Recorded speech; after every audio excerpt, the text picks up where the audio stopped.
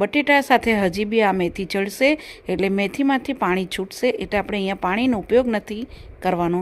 પણ જો તમને એમ લાગતું હોય કે બહુ ડ્રાય લાગે છે તો તમે 1 થી 2 ચમચી જેટલું પાણી અહીંયા એડ કરી શકો છો. તો આ રીતે મિક્સ થઈ જાય પછી ગેસની ફ્લેમ સ્લો રાખીને અને ઢાંકીને આપણે 2 મિનિટ જેવું કૂક થવા દઈશું. 2 મિનિટ પછી તમે જોશો તો મેથીમાંથી સરસ એવું પાણી બી છૂટું પડી ગયું હશે અને બટેટાની અંદર બધો જ મસાલાનો અને મેથીનો ફ્લેવર આવી ગયો હશે. તો હવે આપણે અહીંયા ગેસની ફ્લેમ બંધ કરવાની અને હલાવ્યા વગર આને ગરમ ગરમ તમારે સર્વ કરવાનું રહેશે. તો કોઈ બી ગ્રેવીની ઝંઝટ વગર કે પેસ્ટ વગર તમારે આ મેથી દમ આલુ તમે એકવારથી જરૂરથી ટ્રાય કરજો. આની સાથે પરોઠા, રોટલી, દાળ ભાત સાથે બી બહુ સરસ લાગે છે. તમે એકવારથી આને ટ્રાય કરજો આ રીતે બનાવીને.